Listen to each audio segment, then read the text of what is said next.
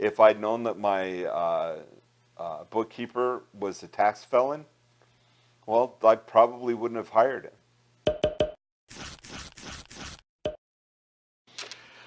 What I want to talk about is I want to talk about when I came up with the idea for this channel, and it was when I got audited by the IRS.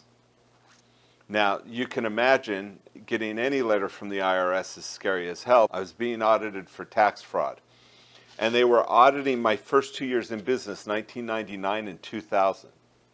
And they wanted me to have every single one of my bank statements, a copy front and back of every single check I'd ever done. And I had no idea what to expect. So the first thing I did was go looking for my accountant, who I couldn't find. In the meantime, I contacted a CPA. He says, well, you're going to have to pay me a $10,000 retainer. He says, I'm just going to be there to oversee the process. But in the end, you're going to get fined and you're going to pay the ticket. I didn't like that idea. It seemed to me, because I didn't feel like I'd done anything wrong, it seemed to me like I wouldn't have to do that. So I went and I bought a bunch of books. I bought 7 books on being audited, on taxes and bookkeeping and being audited. I bought 7 books, all by attorneys, all by CPAs, all by people who said, oh, I've sat in on 1,000 audits. I've, negotiated with the IRS for hundreds of clients. And I read every book cover to cover for weeks. Not a single thing about what to expect in an audit, about what was going to happen, about what my rights were, about how I was going to negotiate. None of that, okay? There was not a single word in all those. And I'll tell you, when I think back on it, what I realize is all these attorneys and CPAs are worried that if they give you recommendations in their book, they're worried they're going to get sued. Well, it's like I didn't have to pay about $140 for books to learn that. I'd already had somebody tell me that for free. By the way, I am not giving you legal advice or tax advice because I don't want to get sued either. So I found my tax guy, and he was all about, he's going to be there for me. He'll help negotiate for me. He'll talk to the tax auditor when the guy gets there. Okay, so I want to explain the first mistake that I made. I didn't have like a regular bank account. I had a Merrill Lynch bank account. Now, the way that these types of bank accounts work is when you make a deposit, they move the bulk of your deposit into a fund that is interest bearing. So let's say that I made a deposit of $1,180. Well, they would move $1,100 into this interest-bearing account, and it would be earning interest while it was sitting over there. And then I had the $80 was liquid I could deal with. Now, let's say rent came due and I wrote a check for $1,050. Well, they would move $1,100 back into my account to cover that check. So basically, they kind of kept in my account column, was constantly kept under $100 in the, I think it was called the money market fund account. Over in that account, that's where the bulk of the money went. But when you look at my bank statement, I'd get a payment from a client and make a deposit. Then it would show a withdrawal. Then when I wrote a check, it would show a deposit. Then when I made a deposit, it would show a withdrawal. So basically, every dollar I put in my account showed up in my statement twice. It showed up when I put it in there because the client paid me. It showed up again when it got transferred out of the one Merrill Lynch account into my check writing Merrill Lynch account. Well, the IRS auditor, he couldn't understand that. Okay, so let's get to what happened when the auditor showed up. So the auditor shows up, and my books are clean. I have everything documented, okay?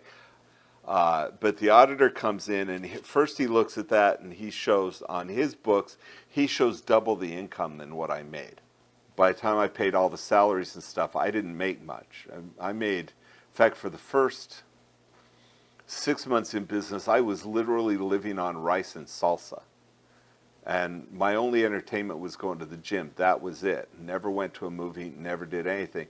You know, when you bootstrap a small business, be prepared to pay some big prices, or don't take the risk. Anyway, he shows up and he looks at this and he says, okay, well, you made $280,000 your first year, but you only listed $180,000 or $140,000 as your start tax.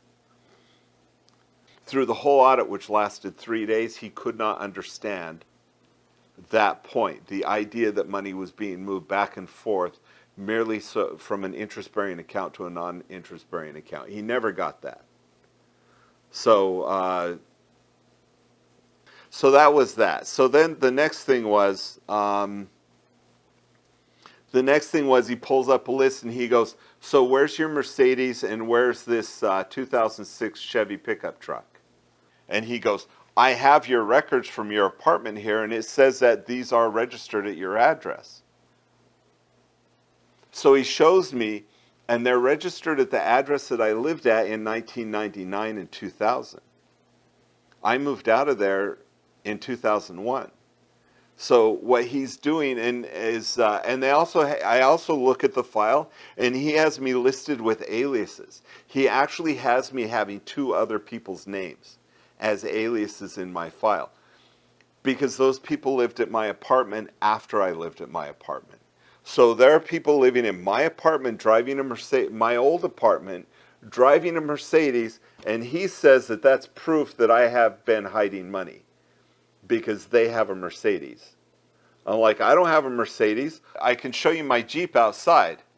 And this, by the way, is what I understand is called a lifestyle audit. So the next thing he said is, people who live in your neighborhood make on average $60,000 a year, but you're claiming 20. And I said, I was starting a new business. Every penny I had went into the business. Well, you had to have money for entertainment. You had to have money to go out. You had to have money to go out to dinner and stuff, to go out with your girlfriend. And I'm like, I didn't have a girlfriend in 1999. I was building a business.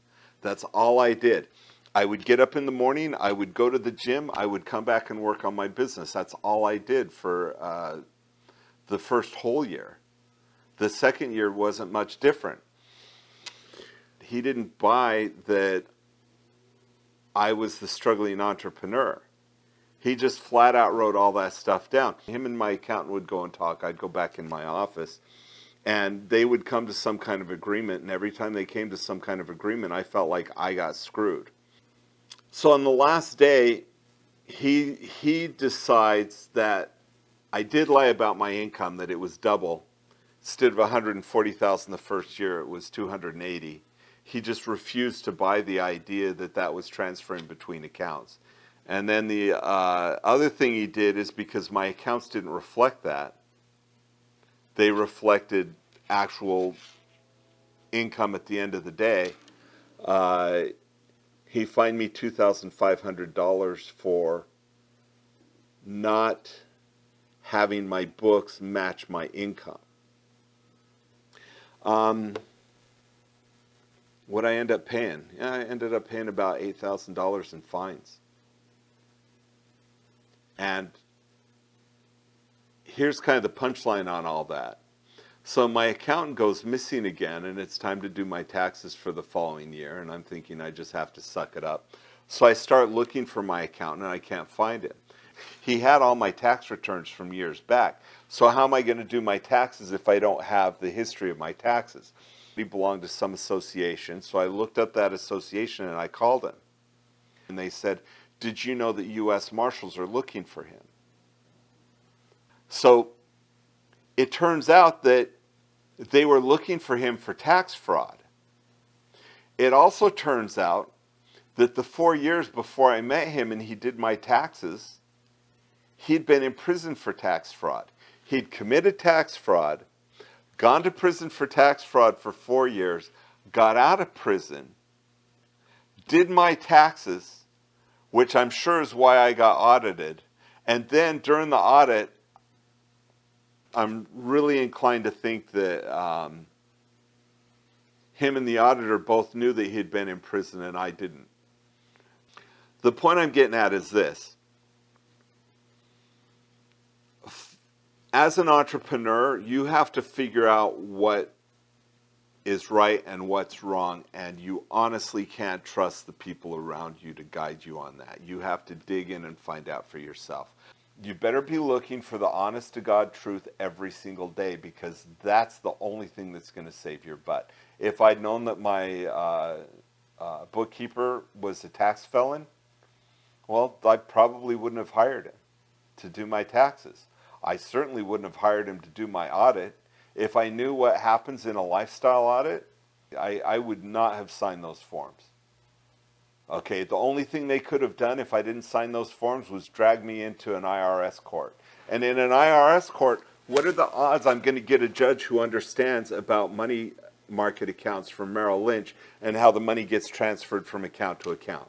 I got audited almost every single year after that. All of this because I hired a tax felon to do my taxes. And the books that I bought to help me to do my business didn't help. And I think that's all I have to say about that. You know, when you bootstrap a small business, be prepared to pay some big prices. Or don't take the risk.